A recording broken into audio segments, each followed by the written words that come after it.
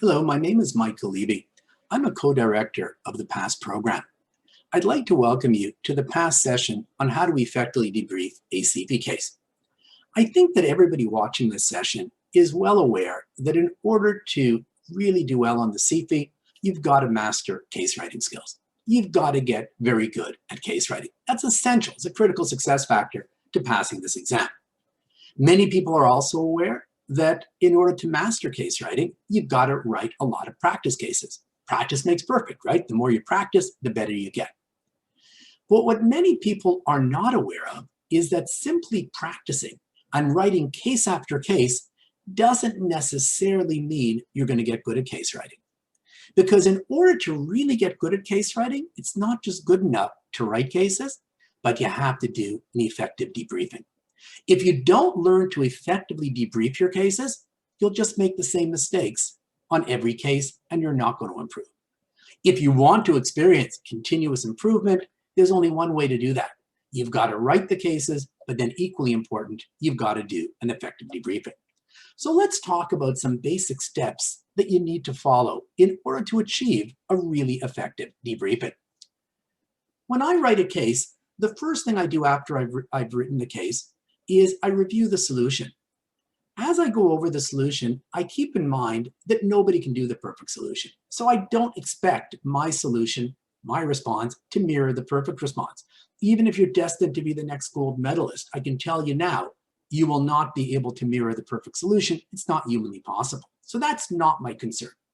But the first thing, though, that I do want to make sure about when I look at that perfect solution is that I didn't miss a complete required. Now, how will I be able to tell if I missed the complete required? Keep in mind that for every required, there's generally going to be at least one AO, at least one assessment opportunity. So if you missed a complete required, in all likelihood, you will see at least one assessment opportunity in the solution that you didn't address at all. That'll be a pretty good clue that you missed a complete required. If you determine that you missed the required, the key is to figure out what the problem is. Initially, when people first start writing cases, very often they do miss requireds. So you got to go back and try to figure out what is the cause. So there are various reasons why somebody might miss a required. A very common reason is a reading problem. Maybe you read too quickly and you literally missed the required as you were going through them. Keep in mind there can be multiple requireds on that first page of a typical day 3 case. On a day 2 comp, you can have, many requireds all sitting on one page. Sometimes you can be reading and, literally every sentence or two, there's another required. So if you're reading quickly, you can certainly miss a required. Maybe there were 2 requireds in the same sentence and you didn't note that. You thought it was only 1 required. If it was a reading problem, you might want to ask yourself, are you reading too quickly? Obviously, you can't exactly take your time on this exam. It's a very time-constrained exam. On the other hand, if you rush the reading too much, yes, you'll have more time to deal with the requireds, but if you miss a required because you read too quickly, obviously it can be somewhat self-defeating. So you may want to question whether you're reading too quickly and not carefully enough. Another very common reason why people will miss a required is time allocation problems. People don't do a good job of allocating their time, or intellectually, they come up with a good time allocation, but they don't stick to it. Consequently, they don't get to the last required. We'll talk in a few minutes about how to deal effectively with time allocation. That, of course, as many of you know, is really a critical success factor on this exam, the ability to allocate your time in an optimal fashion. Another possible problem might be technical. Maybe the AO that you missed was dealing with an accounting issue. Maybe it was dealing with, I'll just make one up, asset retirement obligations, ARO, and you just didn't study that topic. So you just didn't know where to start, so you left it out. If it's a technical issue, then you certainly need to deal with that. We'll talk later on in this program about how to deal with technical deficiencies. But it is very important to always identify the root problem, because the solution will differ depending on the problem. If it's a reading problem, I've got to reassess the speed at which I'm reading. If it's a time allocation problem, I know I've got to work on my time allocation. If it's a technical gap, I know I need to fill in that technical gap, because that same subject, that same topic may come up again in another case. Next time round, I don't want to lose an AO. I also review the guide very carefully, whether I marked the case myself or whether it was marked in a course or in Capstone 2. I always review the guide very, very carefully, literally with a fine-tooth comb. What am I focusing on when I review the guide? What I'm focusing on is, what did I need to do to get competent? If I didn't get competent, say I got reach incompetence, what prevented me from getting competent? I would very, very, very carefully examine that, because I need to know what prevented me from getting to the competent level. I'm not concerned about getting beyond competent. There's really very little benefit to getting competent with distinction. It's very nice if you want to win a prize, but it has no impact on passing this exam. What's key to me is getting competent. So if I got something less than competent, that's where I'm concerned. If I got reach incompetence, I want to know exactly what prevented me from getting competent. So let me give you an example. This is an example of a Capstone 2 guide for a real CFE case. It just so happens to be from, I believe, 2018, from a couple of years ago. Let's take a look at this guide. What did you really need to do in order to be competent? In order to understand what you needed to do in order to be competent, let's take a close look at this guide. If you take a look at this particular guide, you can see that there were really 4 parts to it. This is a situation where you needed to deal with break-even. The first part of the guide, as you can see, is dealing with the calculation components. Basically, the calculation you needed to do in order to come up with a break-even. Notice that at the bottom of point 1, it tells you what you needed to do to get a yes versus what they call a partial. Partial will generally be good enough for getting reach incompetence, but not good enough for getting competent. It's yeses that you typically need to get competent. So it says over here, partial if 5 attempted. If I did a poor job on the number crunching, but I hit 5 points, I might get 5 at the attempt level. Or 3 reasonably calculated. If you look at what reasonably calculated means, it means minor errors acceptable, calculations are well supported with assumptions. So one way to get partial is to do a poor job, but hit 5 points. Another is to do a good job, your calculations are well supported with assumptions where appropriate, but yet you only hit 3 points. To get a yes, which will be necessary for competent, you need to get 5 of these items at the R level, at the reasonably calculate level. Now, if you take a look at point number 2, considers additional cost or accuracy of cost provided. We'll see later on how important that was for getting competent. Point number 3 was more for the qualitative analysis. Once again, if you look at point number 3, they tell you how many points you needed to hit and at what level you needed to hit them in order to get partial versus yes. Partial if 4 attempted or 2 discussed, yes if 4 discussed. Now, when you're dealing with qualitative issues, generally speaking, you're going to see attempt versus discuss. What does discuss mean? Discuss means that you did a good job effectively on the qualitative, meaning you incorporated case facts, you considered the impact to the company, LCC was a company, you considered the impact on, in this particular case, on the owner, and typically at the discuss level, they expect a discussion that's technically correct. So once again, they're saying either you hit 4 points, but you dealt with them quite poorly, or you hit 2 points, but basically you dealt with them well at the discuss level. So to get partial, either quantity or quality, but they're not looking for both. To get yes, which is going to be necessary for competent, you need both quality and quantity. You hit 4 points and you had a quality discussion. And then finally, if you look at point number 4, provides a conclusion on whether or not LCC should pursue the boat rentals consistent with a quantitative and qualitative analysis. Note that point number 4 is focusing on the need to conclude, bearing in mind both your quants and your qualitative. Now I'd like to take a look at what you needed to do to get competent versus reaching competence. Because again, I really want to move from reaching competence to competent if at all possible. So if I got reaching competence, I need to understand what I need to do to move up that level to competence. If you look at competent, it says the candidate calculates the contribution margin and required break-even volume and provides a qualitative discussion. Now, what does that mean? So yes on calculation components, meaning 5 reasonably calculated numbers among the calculation component. I did a decent job and I hit 5 points in point number 1. Yes on qualitative analysis. I did a high quality discussion on 4 points in number 3. And then finally, yes on conclusion, I hit point number 4. Now, what are some of the reasons why I might have ended up with reaching competence? Reaching competence says partial on calculation components or yes on qualitative analysis. Why might I be reaching competence rather than competent? So let's take a look. It could be that for point number 1, you basically didn't get a yes. And the reason you didn't get a yes was, A, you just didn't know break-even well enough. So you better go back and review your break-even analysis. Go back to whatever technical sources you were using and make sure to fill in that technical gap. Another possibility is that you knew break-even absolutely inside out. But the problem was, once again, time constraints.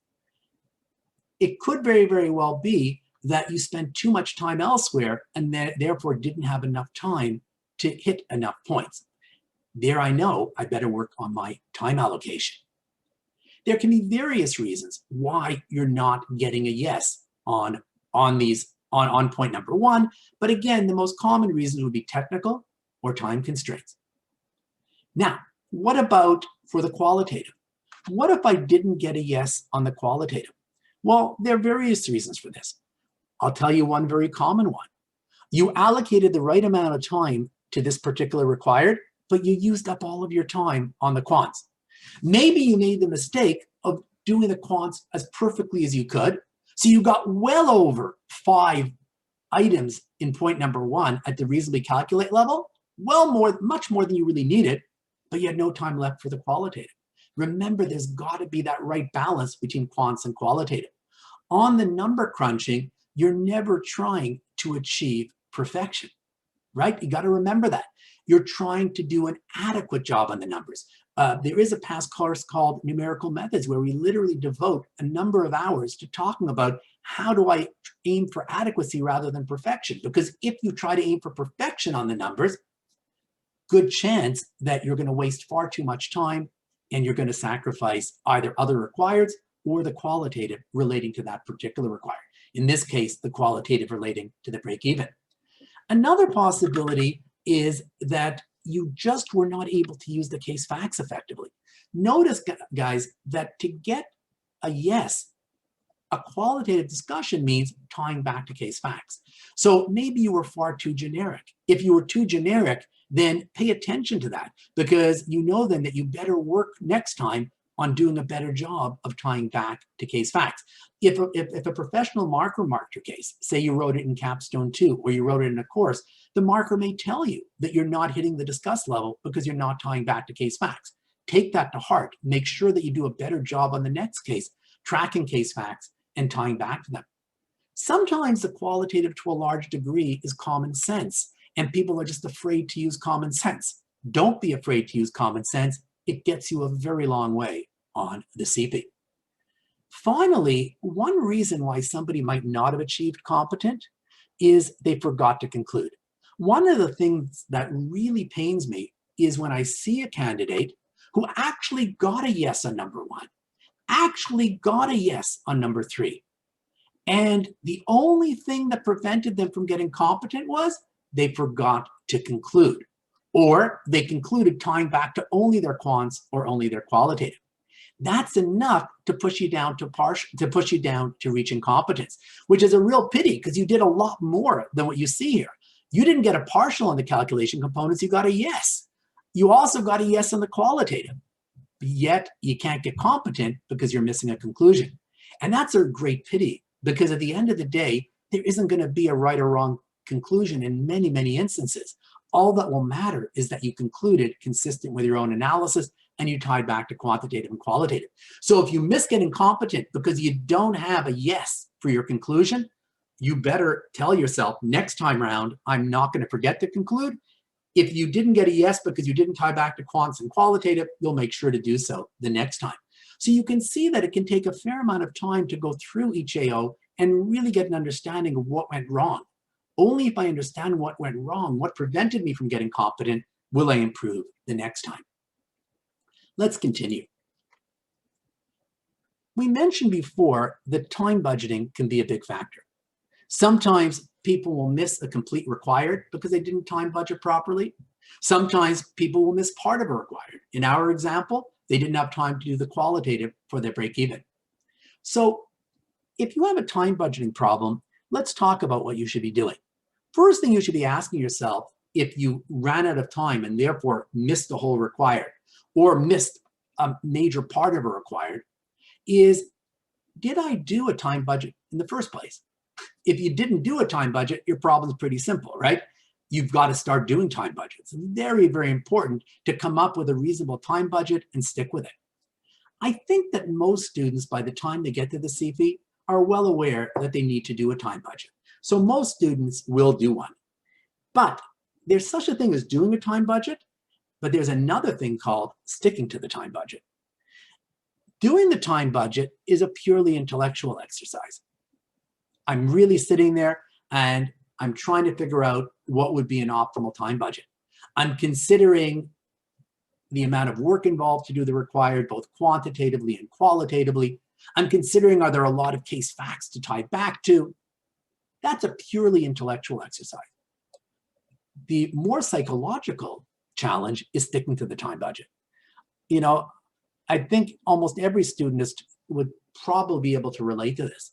I came up with a good time budget, but I just couldn't leave that required. I knew I was only supposed to spend 10 minutes on it, but I spent 20 minutes on it. That is a huge, huge mistake. It's absolutely essential to stick to your time budget. Now, one of the questions I often get is, but let's say I set a 15-minute time budget for required number 1. I'm at minute 14 and I've only done a quarter of what I needed to do. What do I do then? My answer is always the same. Don't get yourself into that situation. Make sure you're tracking your time as you're doing the work for that required. Don't just look at your watch when you get to minute 14. It's too late by the time you get to minute 14 when you only allocated 15 minutes. Rather, if I get halfway through, let's say I'm at around 7 minutes, and I see that I've only done a small fraction of what I need to do, at that point I reassess and I say to myself, I'm not going to get everything done that's on my outline that I plan to get done. What are the really key things I need to do in the next 7 minutes or 8 minutes, so at least I can get something reasonably decent done for this required. It's too late by the time you reach minute 14. Now, usually the problem is people run out of time, okay? So at the end of the day, that's the general issue. But occasionally you can have the opposite occur. You set a time budget for, let's say, 15 minutes, and you ran out of things to say after 10 minutes. Doesn't happen often, but can happen. The bottom line is that you have to ask yourself, why is this occurring? One reason why this may occur is you could only write for 10 minutes because your knowledge was limited. You were dealing with a difficult issue, maybe with a financial instrument issue, and you just didn't know your technical well enough. So after writing for 5 minutes, you just gave up. Well, if that was the case, you know the solution. Fill in that technical gap. Go back to your technical sources and study that topic. Also, of course, go over the practical solution, because from your technical sources, be it a textbook or the handbook, you can fill in your technical gaps. You can also hopefully learn your technical from the perfect solution. I always tell students that even though the perfect solution is not something you can emulate, it can certainly be very useful for learning a particular technical topic. So if it's a technical problem, you better fill in that technical gap. So next time around, you will have enough to write. Could be you're just nervous to get to the next issue. Well, just calm yourself down, because at the end of the day, there's no reason to rush and spend less time than you allocated, assuming you came up with a good time allocation. Sometimes people just won't have enough on paper because they're just typing too slowly. Obviously, to the extent you want to type as quickly as you can, within reason. Now, what if you basically, when I say you wrote more than your time budget, what I really mean by that is that you didn't have anywhere near enough time. You had too much to write, and therefore it was impossible to get done what you needed to get done within the time budget. You got to ask yourself, why am I blowing my time budget? Now, again, one point we talked about earlier was that you didn't reassess partway through. But even if you reassess partway through, as we talked about, at the end of the day, you still may have a problem if you're wasting time. Now, what do I mean by wasting time? One very common reason why people have trouble getting through what they need to get through within the time constraints, say I set 15 minutes to deal with my ARO, my asset retirement obligation issue. One of the reasons people may not be able to get it done in 15 minutes is they wasted time by going on and on about issues that were not relevant. They were dealing with AROs and they told the marker everything they know about AROs, rather than sticking to the specific issue that was relevant for this particular case. The marker doesn't want to know everything about AROs. The marker wants you to deal with a specific ARO issue that was specific to this specific case. So that's one reason why people go overtime. Another reason why people go overtime is they're far too verbose. You cannot afford to be verbose on this exam. Now, one way to try to cut your time and get through things in that 15 minutes or whatever it is you allocated to that particular required is by using point form. Point form can be a very quick way to write. The only thing is you got to be careful if you're using point form. Sometimes when people use point form, they're too cryptic. And as a marker, I don't know what they're saying. So if you can use point form and still get your points across quickly, it can be a very time efficient way to write. If you find that when you use point form, you're just too cryptic, don't use point form. But either way, make sure to be as concise as possible. There's no room for verbosity when it comes to this exam, or you're going to run out of time on every required. The other possibility is you just went completely off track. Try to stay focused on what the required is really asking you to do. And please, by all means, do not repeat yourself. You won't be penalized for repeating yourself, but you're wasting valuable time. Now, we saw earlier that you need to look very closely at why you didn't get competent. So in an earlier slide, we took a look at a break-even example of a guide, and we tried to analyze what prevented the student from getting competent. But now I'd just like to talk in general terms about what often prevents people from getting competent. Take a look at how much you wrote. It could be you just didn't write enough, and that prevented you from getting competent. Believe it or not, sometimes you wrote too much. But the problem is you wrote too much of stuff that's not relevant. Obviously, it's not just quantity here, it's the quality of what you write. Yes, there's a minimum you need to get down in order to get competent, but it's not a contest of if I write more, I get competent. If I write less, I don't. At the end of the day, you got to look at the quality of what you wrote. Now, did you miss some key hints in the case? Were there some key words you should have picked up on that would have allowed you to focus in on that issue more effectively? It could be there was a key case fact that you missed. And by missing that case fact, you weren't able to discuss the issue in sufficient depth to get competent because that case fact was critical to the discussion of the issue. A very common reason for not getting competent, which seems to keep recurring, you've heard me say this more than once now, is technical deficiencies. It's not that you didn't know anything about AROs at all, so you didn't miss the complete AO, but you only got reaching competence because part of getting competent is technical proficiency, right? You'll notice that at the discuss level, which is a level you need to get competent, very often it'll say it was technically correct, at least for the most part. So if you know something about AROs, but you're still pretty weak, so a lot of what you're saying is technically incorrect, that's definitely enough to prevent you from getting competent and to put you down to reaching competence or possibly worse. What do I do if it's a technical deficiency? You go back, as I said earlier, you look at the perfect solution. It's a good way to learn technical. You go back to your technical sources, be it the handbook, be it textbooks, be it technical material from past, whatever technical material you're using to study. When I was studying for my exam, I made a point of always filling in my technical gaps. So every case I wrote, if I didn't do well enough on a technical issue, because remember, not every AO is that technical, but let's say it was financial accounting or assurance or tax, something more technical. At the end of the day, if I had a technical gap, I couldn't get, wouldn't be possible to get competent simply because I didn't know my technical well enough. Part of my debriefing would be to go back and study that technical. That's why very frequently it took me quite a long time to debrief a case.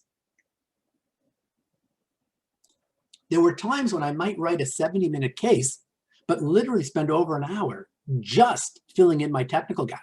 But it was time well spent, because at the end of the day, if you constantly fill in your technical gaps as part of your debriefing, by the time you get to the CFE, believe me, your technical will be excellent. And also, I found that when I filled in my technical gaps in the midst of debriefing a case, it was the best way to learn my technical. Because in one fell swoop, I learned my technical and I saw how it's applied in a CFE case. Now, another possibility is ranking. Could be you spend too long in minor areas or vice versa.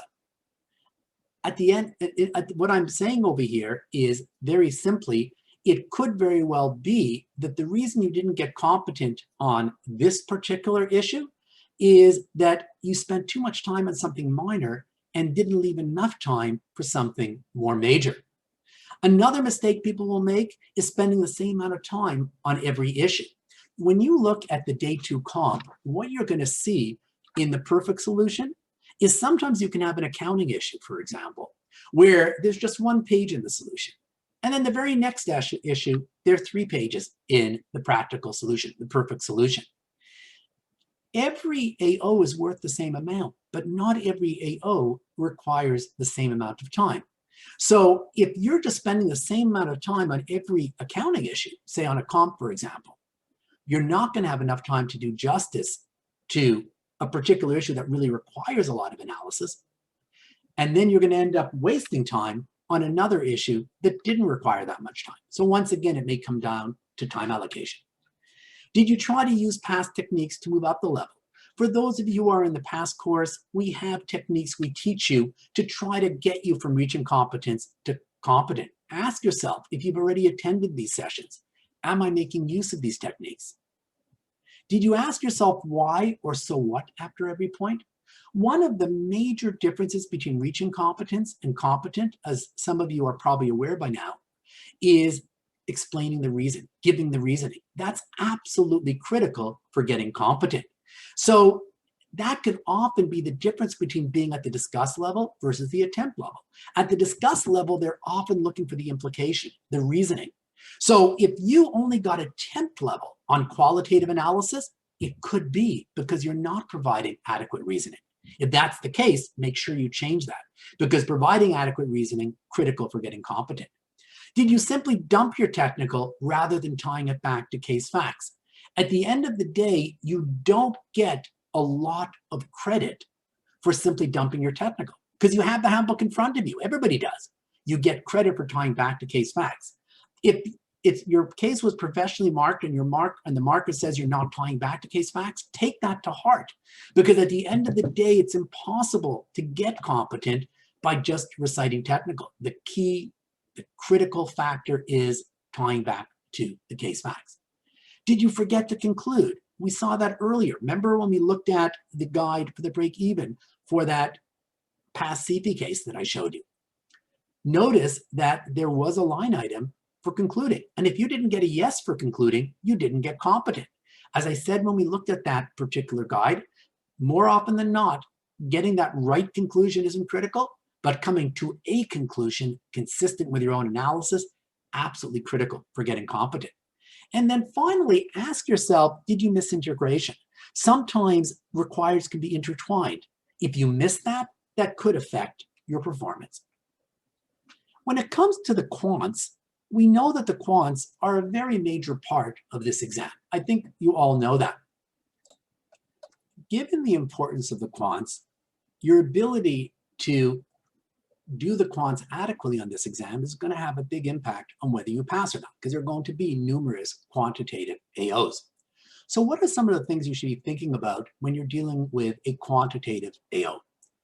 You'll want to ask yourself, did I get competent in the quants? Now, what is it that might have prevented you from getting competent when you have a quantitative AO? So number one, did you do the right schedule they were looking for? Sometimes on this exam, they will tell you explicitly what to do. They'll tell you do a break even. So there it's almost impossible to do a wrong schedule. Other times, you just have to solve a problem. And you need to determine what would be a good type of number crunching to do. What would be a good number cruncher that will help analyze this issue or help solve this problem? So if you ended up doing a completely wrong type of number crunching, go back and try to understand, how should I have realized, what was the clue that the right thing to do was a projected cash flow or whatever it happened to be? At the end of the day, make sure you understand if you did not do the right schedule. Make sure you don't leave this case until you understand what the clue was that should have led you to that correct schedule. If you can't figure it out yourself, ask one of your buddies, one of your friends or one of your colleagues who wrote the same case. That can be, by the way, a big advantage of working in a study group. Many of you, I hope, will. Now, if I understand what caused me to miss that correct schedule, hopefully in a similar situation in the future, that won't happen again. Another possibility is the schedule itself. You did the schedule correctly, you did the right schedule, but too few or too many quantitative items in your schedule. What do I mean by that? If you did not hit enough quantitative points, we saw earlier when I showed you an example of a guide, you're just not going to get a yes for the quantitative components, and therefore you won't be able to get competent. If you hit too few items, usually or very often, it's a time allocation problem, right? Maybe you didn't allocate the right amount of time to this particular quant. Remember, quantitative requirements usually require a fair amount of time. It could be a technical issue. You just didn't know the subject well enough. In that case, you need to fill in your technical. At the end of the day, though, you do need to understand, why did you do an insufficient number? Why did you hit an insufficient number of points? Now, it might be funny to say maybe you had too many quantitative items. What I mean by that is you might have done a lot more than you needed to do. You might have made the mistake of aiming for perfection. Now, some of you might think, what's wrong with that? I like to be perfect. But we saw earlier when we looked at the break-even example, if you spent too much time in the quants, there was also a qualitative part to that AO, and that might have prevented you from hitting the qualitative portion of the AO, and therefore, despite your perfect quants, you may have ended up with a reach incompetence. In the past course, I mentioned that we have a class called Numerical Methods, where we talk about how to deal with the quants on the CFE. In addition to dealing with getting them done within the time constraints, we also deal with something called ancillary points. Things like stating the purpose for the exhibit, explaining your assumptions, remembering to conclude. These can be very, very important for getting competent. We saw in the guide that I showed you earlier, if you failed to conclude, for example, you would not have been competent. Assumptions, if you weren't clear on your assumptions, that could affect getting competent. Finally, are your quants easy to follow? Even if you think you know what you're doing, and even if you really in your heart of hearts do know what you're doing, if the market can't follow your quants, you've got a problem. Step number 6 is tracking and notes. I think it's a very, very good idea to keep notes as you go along if you want to experience improvements. So I would keep notes on technical issues that came up. I would keep notes if based on my analysis of the guide, there were certain weaknesses, I would actually put them in writing and try to make sure that I improve in these areas. And I'd keep coming back to it and seeing, am I really improving? Is that weakness still present? I'd also try to see whether there's a pattern emerging. Does the same weakness keep coming up?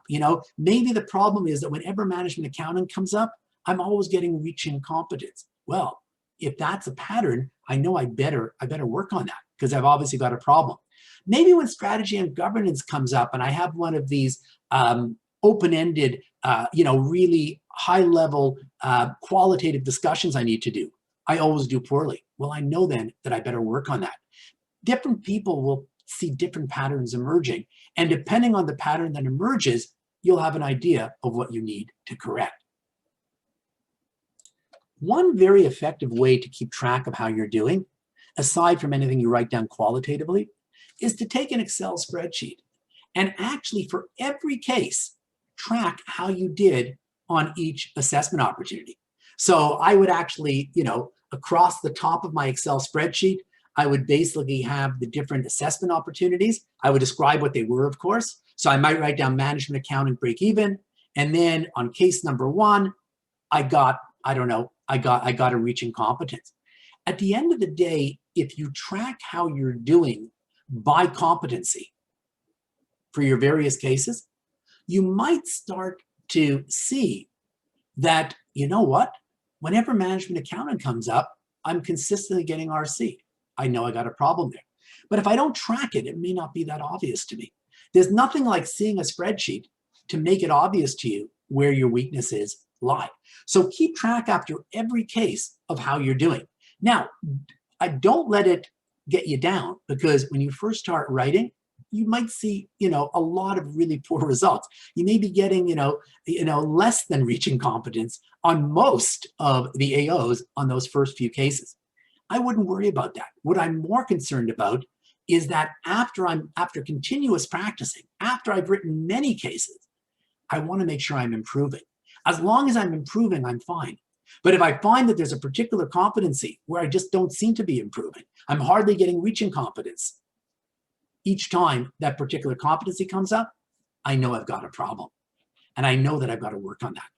Because the last thing you want to have happen to you is, some of you are aware that on the passing profile, there are 4 levels. And I'm not going to get into detail today. There's a separate pass video on that.